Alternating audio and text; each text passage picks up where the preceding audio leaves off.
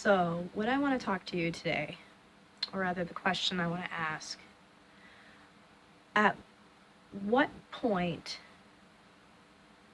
do we become libertarians of beliefs and people, and at what point do we become conservationists of human life? Because it's my understanding that everyone has some form of conservative in them, and everyone has some form of libertarian, and I can prove it. For instance, my son, I just put him down for a nap. He's almost 2. He was not happy about it. In his mind, he had the right to stay up. And to be a complete and total libertarian means to have complete and total tolerance for all forms of behavior. At least that's what I was told by a very wise person once.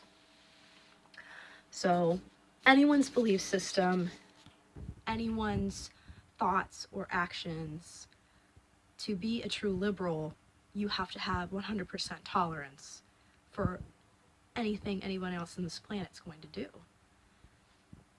Now, my son thought he was fully within his rights to stay awake. But as his mother, I know that if he stayed awake, he would have been incredibly cranky later this afternoon. And that's not healthy for him to stay awake that long. So I had to conserve his energy and inflict upon him a conservative point to allow him to remain healthy, in my opinion. So we do that all the time to each other, whether or not you label yourself as a liberal or a conservative. I used to do that. I thought I was very conservative. But until recently, I realized how liberal I am as well at the same time. And there's nothing wrong with that. But what is wrong with labels is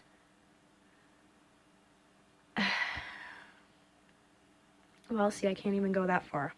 Because again, that's inflicting a non-liberalistic opinion.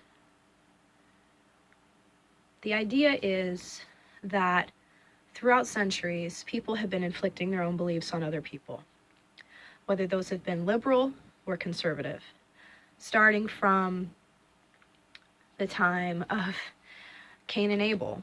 Cain thought he was fully within his right to kill his brother. Now, in a monotheistic religion, we look at that as a sin because he had no right to take a life. However, the liberal part of your brain tells you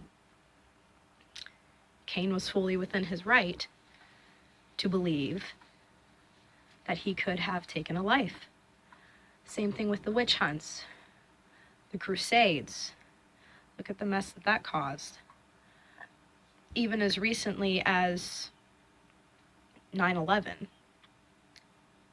Columbine. If those terms don't ring in some sort of sense of disturbance to you, then you probably were too young to realize the impact of those situations. But with Columbine, those young men thought they were fully within their right to go into that school and murder everyone that they came into contact with, and then kill themselves. So, to be truly liberal, you have to be okay with that. And to not be angry with them, you have to be okay with people hijacking planes and killing innocent people in a building, and watching as a man is jumping from that building, if only to perhaps conserve his own liberal idea of freedom for even just a few more moments, that he has some control over his existence, even for his last few moments on this earth. So I don't see a point in fighting over conservatism and liberalism. I think that in a utopia society, we would all have the same idealistic beliefs. And that is truly the only way that people would ever remain in peace. But that is not the case with our universe. There's always going to be conflict. There's always going to be a yin and yang. So there's always going to be a pull and a drag in the equivalency of a lift and a force. A lift and a drag as to the force and lift. So what I want to ask is, at what point do you feel that you have become a conservatist or a libertarian? Or do you believe that you are at all? Because to be truly conservative, you also have to be okay with the idea of locking up people that don't believe what you believe, just for the idea of protecting them. That didn't work out so well in 1940, from what I understand, in Eastern Europe. So, what do we do? Have complete and total tolerance for everybody and everything, and allow these massacres, child rapes, thefts, robberies, murders, and mutilation to happen?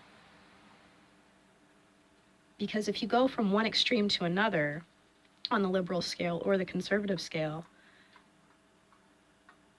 you're going to have those conflicts, and neither is good. Neither is a good thing to have. So I wish the people could stop arguing about these things. But unfortunately, as long as there are alternate opinions on the universe, people will never stop fighting. At the same time, the fight is good, because you need to fight for what you believe in.